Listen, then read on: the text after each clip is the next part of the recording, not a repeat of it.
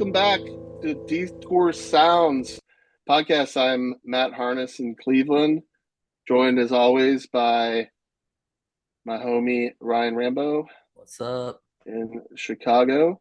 And it's been a minute, but thanks for listening. Thanks for liking and subscribing on YouTube.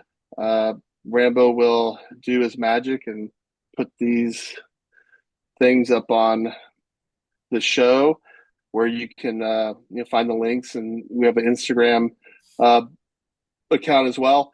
This episode we are doing something a little different. We're going to talk about songwriting and just kind of the process of songwriting, what goes into it, and there's no better person than guys sitting uh, 400 miles to the west of me, Rambo. He Oh, is been a musician for probably most of your life.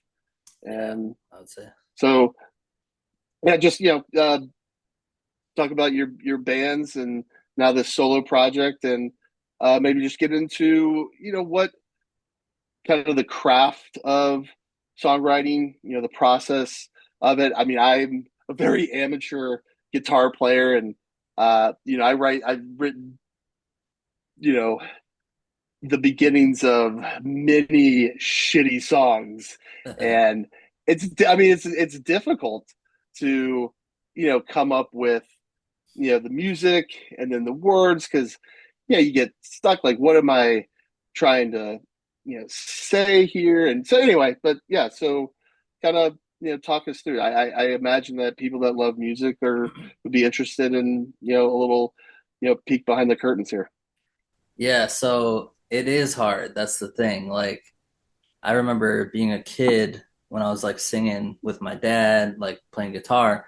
I'm like reading the words and seeing all the lyrics, and I'm like, how did they think of this? Like, so I would always like just study like, oh, the Weezer song, it's verse, chorus, verse, then a bridge, then this, and then I look at another one. It's like this Green Day song is a verse, chorus, verse, and I'm like, and then I realized like you could do whatever you want really, and but it's all about like capturing, I would say, the song, and I feel like most of my life I've been trying to just figure that out.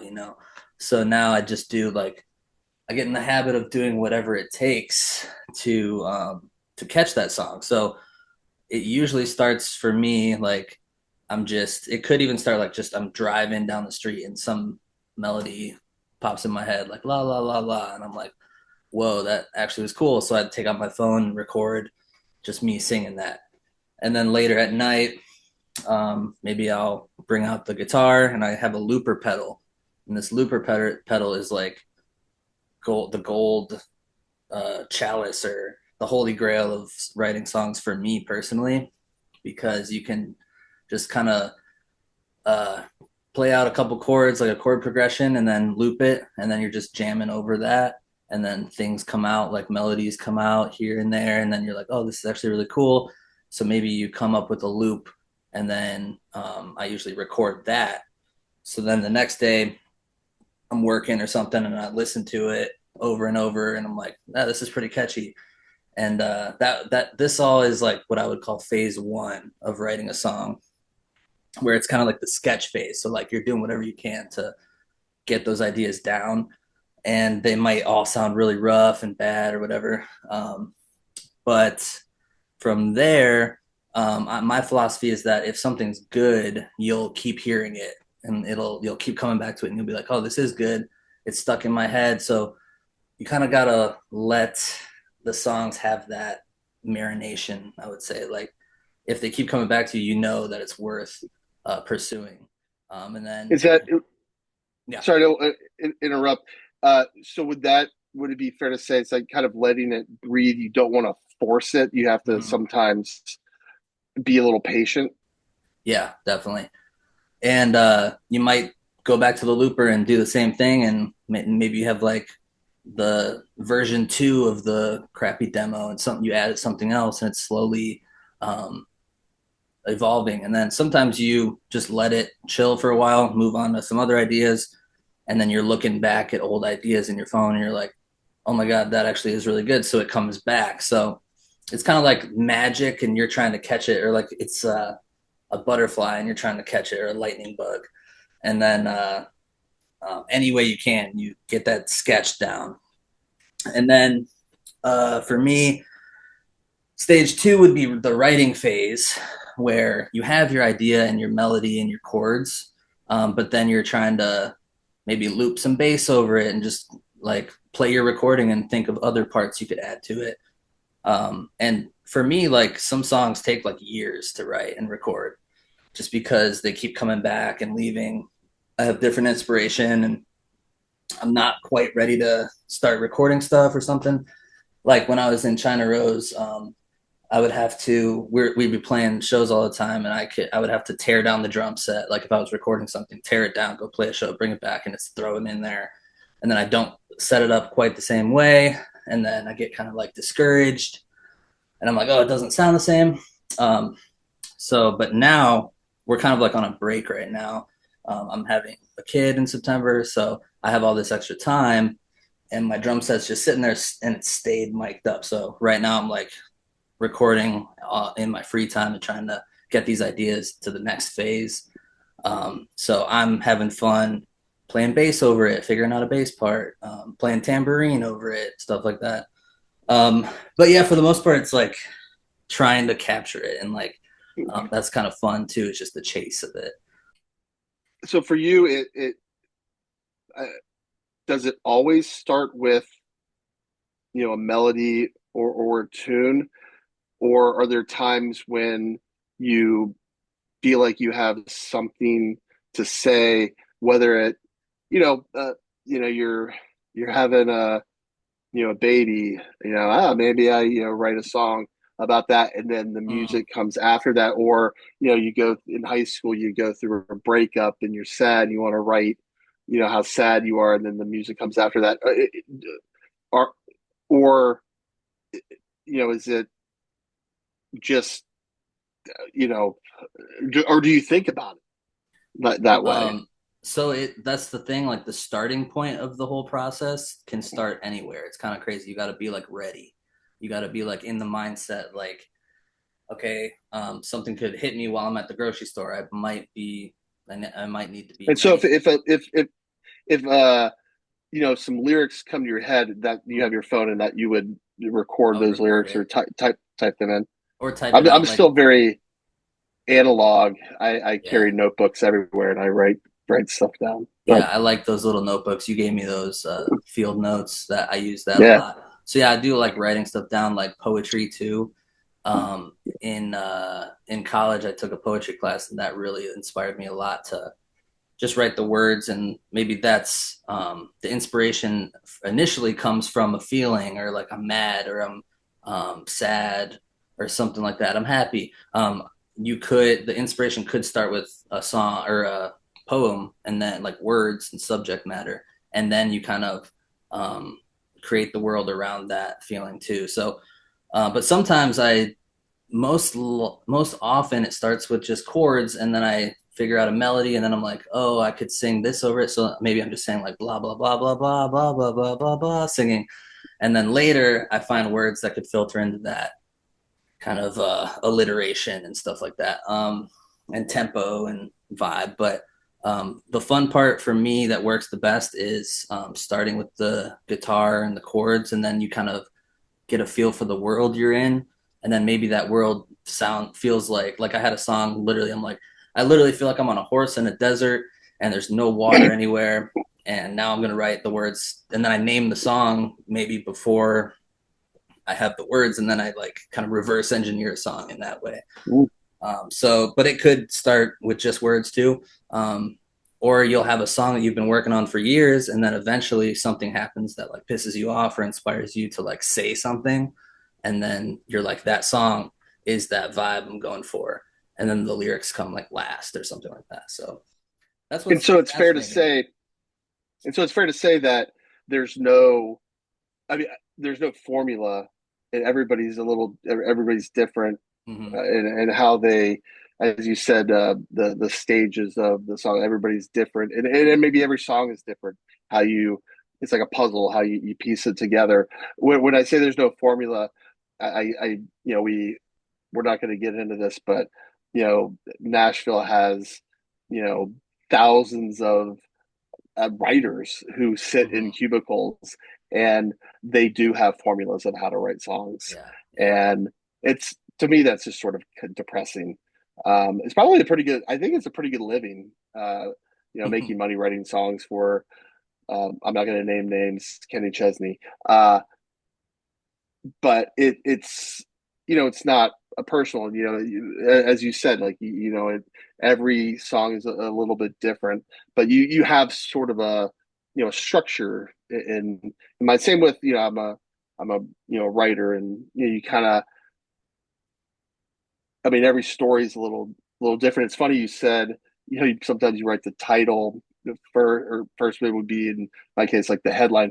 I don't know that I've ever done that, uh, but I can see how that can happen. Hmm. Sometimes the hardest part of the story for me is the very beginning. That's when you're trying to you know grab the audience or the reader's attention. The stuff that follows afterwards is the information that you're getting, but you need to kind of grab their attention. And I often agonize over those first few paragraphs. Uh, Yeah. and sometimes you just, as you were saying, like sometimes you just have to get it all down and get it out there, and then be a little patient with it, let it breathe, and kind of keep going back to it because it is work. It's Hmm. it's a craft, and you have to work at it.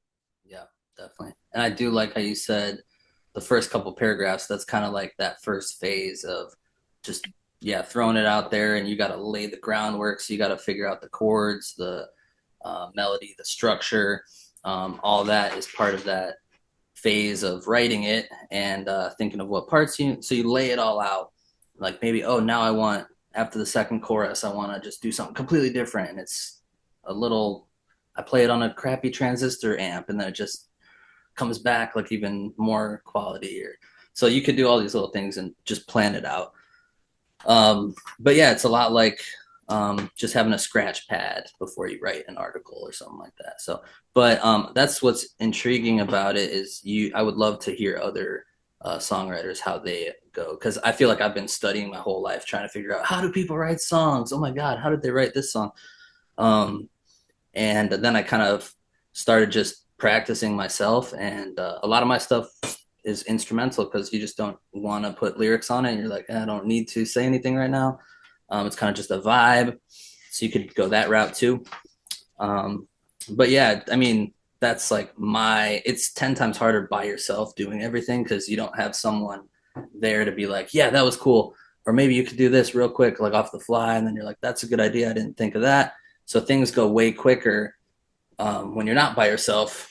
So it's like a whole different monster being in a band, and I could kind of segue into that too. um, It is interesting. Before you do that, I am fascinated about that dynamic between. I mean, some bands have a primary songwriter. Some share, they collaborate, and as you said that in some ways that could be easier or helpful, kind of help moves the process along. I can also imagine it can make things difficult where somebody wants to go one direction, and you're trying to fight for your direction, and then on the other side as a solo artist you have all of that control, but at the same time that's tough because you don't have any sort of sounding board other than maybe your friends and people you're close to, and throwing ideas around. But yeah, it is fascinating to me how a song you know it get is, I guess, birth to, like, you give birth to a song, yeah. for lack of a better metaphor. um because it is hard. Like I've been playing guitar for 20 years, and just like I said, just kind of you know noodle around, and I'll sometimes I'll write stuff down. I mean, I journal a lot, and then sometimes I try and take that and like, oh, like maybe I'll make a song. It's very challenging Hmm. to do that. And uh, because also what I was going to ask is like the musical style. I mean, the melodies. Are you? Is it a rock song? Is it a country song? Is it a slow song? Is it a fast song? Hmm. When do you figure all that stuff out?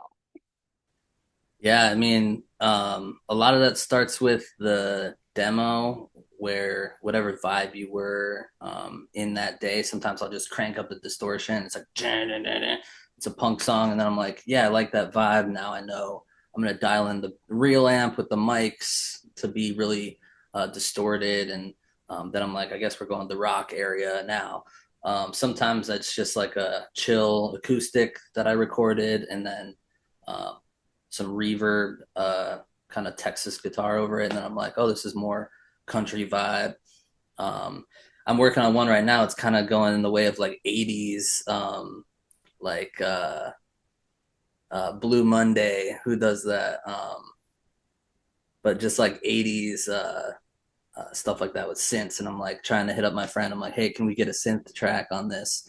Oh Um, yeah. because even with my solo stuff, I do like having people that I like creating with coming in. And like I had Alex Martell from China Rose do the melodica on a thing because that's kind of like a classic reggae dub kind of vibe, the melodica going. And I thought that would be perfect for my song Visions of Water. So, but yeah, I feel like the genre just kind of picks itself in a way. You kind of just start going towards a way, and it's hard to label things too. Um, sometimes you only Yeah. know power chords and everything sounds rock. Uh, So when you talk about that, a musician that I adore and I think is just so uber talented, Sturgill Simpson is somebody who evolves. Maybe not evolves, probably not the right word. He is willing to you know move different genres. His very first album was probably what you would call pretty classic country. Then he kind of moves to kind of psych rock. Uh, then he writes a concept album, about traveling around the world. He was in the Navy before the birth of his son, and that's it's uh again, like, genres can be difficult, but then he has an album that is just about sound and fury, and it's like just like again kind of psych rock, but just like rock and roll. And he just like kind of bounces around genres, like he's kind of like a shapeshifter. And I find that to be fascinating and kind of refreshing, that he's like, you know what, like people might think, I'm from Kentucky, that I'm going to be a country music you know players, like, but I like other things, like I have other interests. And so he bounces around. He doesn't, I guess, put himself in a box. Every album is a different sound, and it's so cool, because you kind of never know what he's going to come up with next. yeah, totally. And I would say the genre fluidity is even higher with a band because you have like however many members, all their personalities going into the song. And sometimes like it started as a funky song and then it turns into more like a jazz song or things like that, depending on who brings that kind of flavor to the song. Um, but yeah, I would say it's way easier with a band. It's kind of like when you're in a band, you kind of go like, oh, it'd be cool to do everything myself and just make all the calls. And then you do that, and you're like, oh my god, this is so hard. I wish someone would help. So um, like when we did our newest album with China Rose in the studio, we were like, we're paying for this because we always did it ourselves in our own time. But even then, we worked pretty quick. Um, but the studio, we spent most of our time getting the songs down, and then we clocked in on the studio with our engineer. I think we recorded like, say there was 10 songs, like 8 of them in the first day, all the parts. And then the next day we finished up and then did the other songs and then did like vocals and piano. And then the engineer was even like, Yeah, most people do like 3 songs a day. You guys did like 9 in the first day, and like this is just crazy how fast you guys work. And we're like, we were prepared because we like we're paying for it. So you Right. I could, was going to say it costs money. yeah, It's exactly. And that's not something that you have as a musician usually. And we luckily met a guy named Wes Reno, and he really liked our stuff, and we worked with him. So luckily, he was there to say, "Hey, try a new professional facility for your stuff," which was awesome. Um, but and then by myself, I mean, it took me maybe like 4 months to get a song out from recording all the parts, mixing, mastering, and then setting like a release date and the album work and all that. So I'm kind of putting like singles out at a time, but it's like every 3 months a song would come out. So and that's me what I grinding. love. Yeah. No, and right, and everybody's busy, and you have a full-time job, and uh, two dogs, and yard work to do it. Yeah. But you'll send me a kind of the, I guess, lack of a better word, the rough draft, like just like an instrumental thing, like, hey, check this out, and then maybe a couple weeks later, it's a little bit more revised, and then maybe like then the last, like the lyrics, so I can sort of see this song kind of being built Hmm. uh over time. And I like I mean, I guess it's like kind of a nerdy thing. Like I think it's like incredibly fascinating because it somebody like, oh, when people talk about art, whether it's music or painting or acting, I don't know that's all the time they also it's work. I Hmm. mean, you have to work at it. It just doesn't come. I mean, for some people it can come naturally, and some things are a little easier, but it's still work. I mean, you still have to put in the work, and to see you know a creative project start and then get finished is is awesome. I mean, because that's something that's for everybody's like very personal, and then you want to share, and it's then it's something that you're kind of like opening up your heart in a way, because you're sharing this thing that you created with the world, and you hope people like it. Yeah. You're pretty vulnerable when you do this. Like, it's kind of scary. I mean, it's exciting, but I imagine it's also kind of scary. Like when you're playing a show, you put out an album, like, man, like I know that you don't always, want to like play music for people. You play for yourself, but I mean, it's pretty human nature to want people to like the stuff you do. Yeah. Exactly. Well, how about maybe we get into, so actually uh this episode kind of started when got the like sad news that Oliver Tree uh, died in a tragic helicopter accident in Brazil. I guess he was down there on tour. Like two helicopters collided with one another, and he was, if you're not familiar, he is a, a musician who you turned me on to, and he kind of, he's very playful. He's known as much maybe for his music as he is for his videos that are very uh, avant-garde, I guess. Like if you Yeah. watch some of the videos, like his head gets chopped off and it's like in the streets, and then his body gets put back. It's then he's anyway. He is just so he has like a very unique voice, and his music is is very cool and different, and it's not like a lot of the stuff that you hear. And so that's when we started talking, like, hey, he taking, is a lot of musicians and artists do, like taking some chances, uh and maybe his personality is like very, he loves to have some fun, and his music really, I imagine is much like his personality.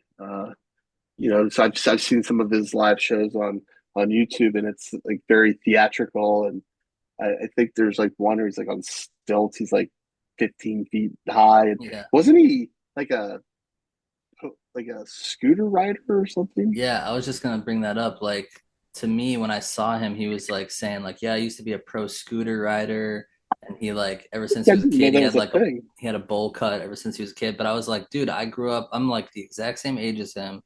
I grew up like with razor scooters. Like I thought even at one point I was like, I'm gonna be a pro scooter rider. So he actually did that, and then he makes music too, and his music is like pretty serious, but then his music videos are really outlandish and absurd, which is awesome. So it's kind of like a contrast between and just like being kind of like you said earlier off the air, we were saying he's kind of like a clown or a jester in a way, but also his like it's serious subject matter.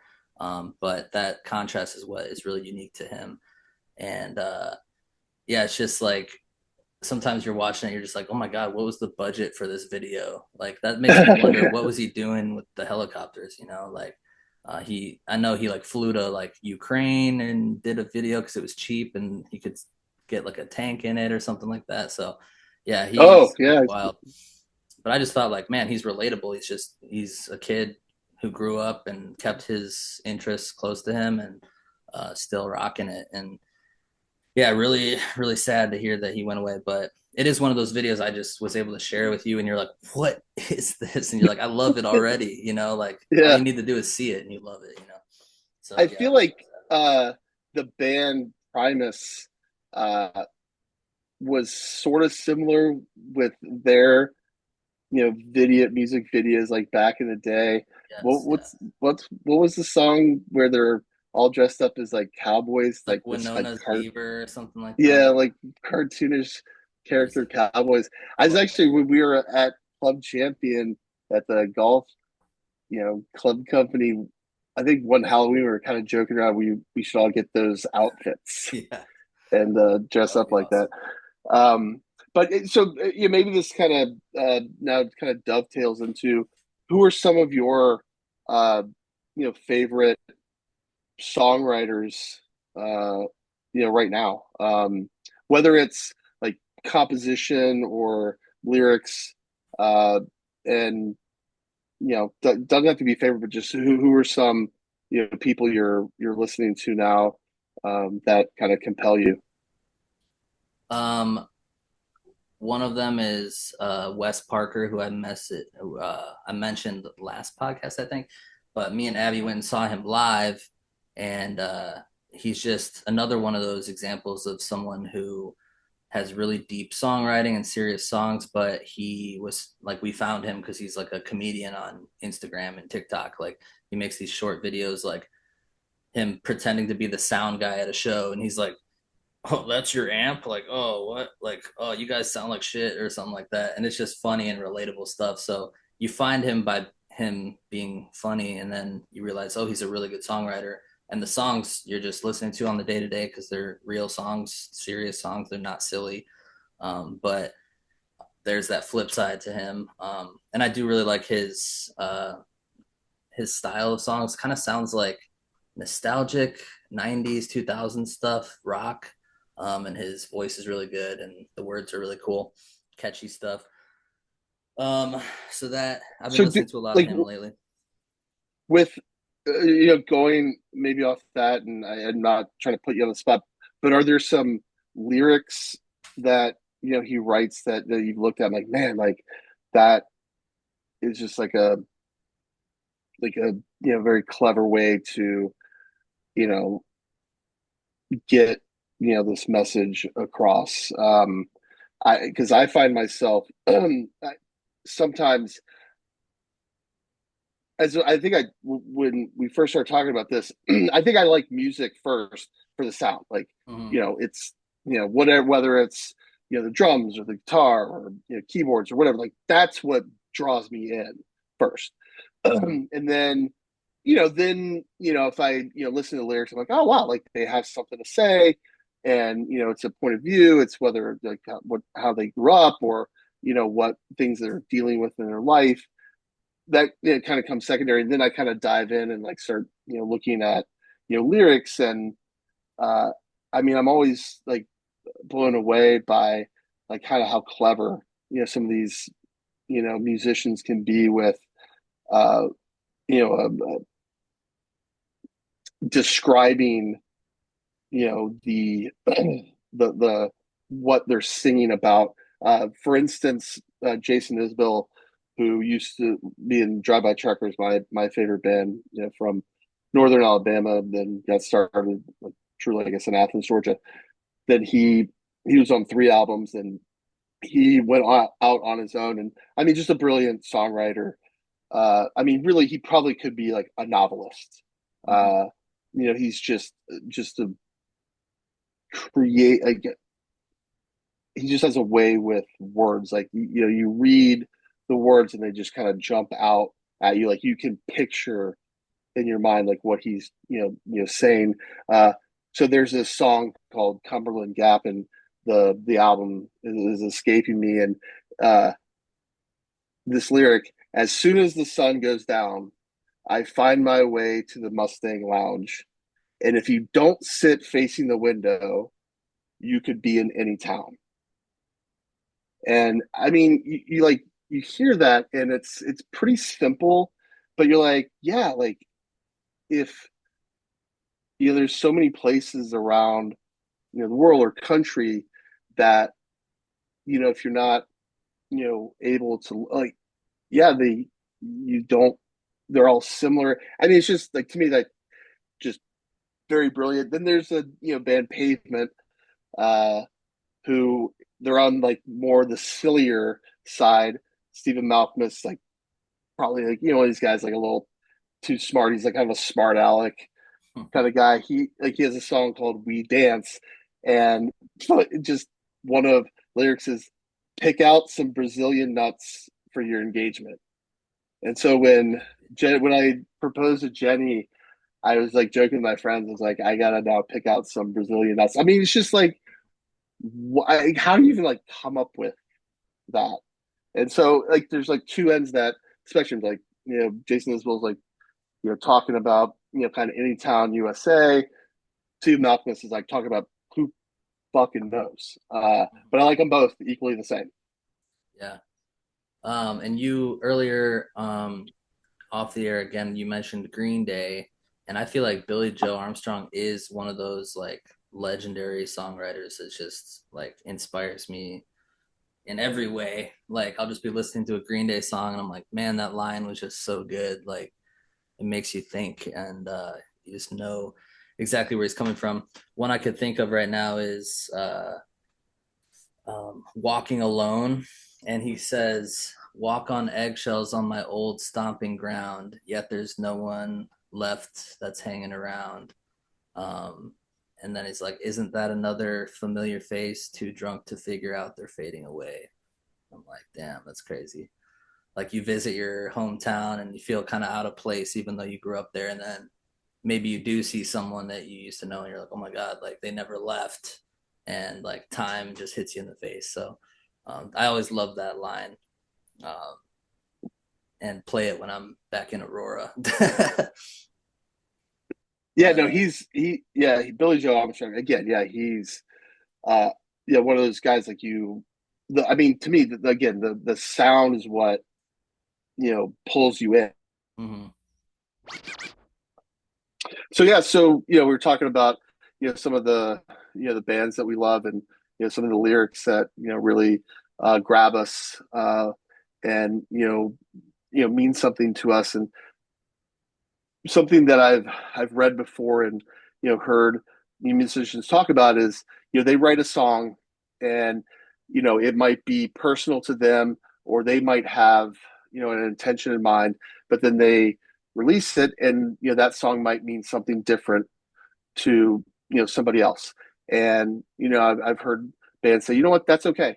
Like we write it for this reason. We put it out there, and if people like it, and that's what this song means to them, then hey, that's great. Uh, so I forget who it was, but it's almost they almost they were like once I release a song, it kind of belongs to, the audience. What, you know, and you know, they kind of find that to be pretty cool. And so maybe you can tell me when well, China Rose has released what, five, six, seven albums, and you've Yeah. played, a lot of live shows, and you're now releasing, your own music. Tell me, like, when you finally go. If we talked about, like, from the, conception of a melody, to, building, the song, to then put the lyrics, adding instruments. When you're finally done and you shoot it out to the world, what is there something you're hoping for? Um, yeah, I mean, you hope that somebody out there likes it and wants to say to you, "Hey, that was good. Good job. Keep doing what you're doing." It's hard to, I mean, when you play a show, that's the best time for people to come up and talk to you about it. But yeah, it's kind of like it's kind of safe in a way if you just what we've always done is just made music that we like. If you're making something that you like, you could put it out there and say, "Hey, I like this," and then other people, it's more of them saying, "Hey, I like this too." Some people maybe make something and just because they thought they needed to make it a certain way, and then they're putting it out to hopefully get famous or something like that. And it's like the intentions weren't there at the beginning to have a good song in the first place. So um, I think that's like, as long as you do that and make something you're proud of and you like, other people will come out and say, and vibe with it too. And the interpretation, you're not always saying, "Hey, this song's about this." Like you just put it out and don't say anything, and people listen to it and hear what you're saying in it, or listen to the lyrics and then they get their own meaning of it and then they share it with you. And I think that's the funnest part, is hearing what other people think of the song, not knowing what you were thinking. And you don't really need to say what you're thinking either. Sometimes people do want to share that with people, like, "Oh yeah, I wrote it about this and it's cool that you thought this." But that's the best part, is the interpretation of any art, really. Yeah, right. I mean, I love, uh, going to, Cleveland has a fantastic art museum, and it's free. And I used to live in Chicago, and even living in Chicago, you still had to pay to go to the museum. Yeah. But the Cleveland Museum is free. So I've been a bunch of times in the 3 years I've lived here, and I don't necessarily know the first thing about, art, like, meaning why they, chose this color, or, the lines that they used, or whatever. But I still appreciate it. Like, one of my favorite artists is Mark Rothko, and what he does is it's like a lot of solid colors. Mm-hmm. It's a lot of, like, either rectangular or square shapes with kind of contrasting colors. And I tell, they're like, why do you like this? I'm like, I just like looking at it. Like, Yeah. if there's something about it that's just pleasing to my eye, like, it's as simple as I just like looking at it. I Mm-hmm. don't have some deep, like, meaning or understanding of what he was doing at the time. Like, I just like looking at it. I mean, Yeah. it's just, Oh like, yeah. cool to look at. And sometimes, like, music is as simple as that. It's like, that song makes me feel a certain way. And, you know, even, like, some of the saddest songs are some of the ones you can dance to the most. Yeah. And it's like, so that, I mean, like, that's what's, we keep coming back to, we're doing this because we both love music so much. And there's just so many, uh, things that you get from music that are just different, like, that are your own. Uh, like, we might listen to the same song and just have completely different feelings about it. And Yeah. that's cool. Like, like, there's no right or wrong, answer. And so, yeah, thanks for sharing all that stuff. Maybe someday you'll, have me as a guest guitar player on one of your songs. Yes, definitely. And Or bongos. I'm very bad at, like, keeping that kind of beat. Like, I, Yeah. I can do it for about 10 seconds, and then I'm like, kind of like a squirrel. Like, I'll see, like, a bird, I'll just stop. I don't have the attention span to keep a beat that long. But no, I mean, and I mean, one of the coolest things, like when we first met, immediately we started talking about music, and like you're in a band. I'm like, I'm in. Where are you playing? I'm like, I'm like, Yeah, I'm when's going. the show at? And I'm there. it's like, when is the show? Uh, and yeah, like I've in fact even been to um, uh, Carrie's house when when you were in a practice session Hmm. down in his basement, and like I just love. I hope people enjoyed listening to this sort of stuff. It's again, it's like a little what you might call like inside baseball, a little nerdy, but I do think it's kind of cool to like understand a little bit about how things kind of get made, and um, so yeah. Yeah. But as always, yeah, thanks for listening, and we'll be back soon with episode 5. Later.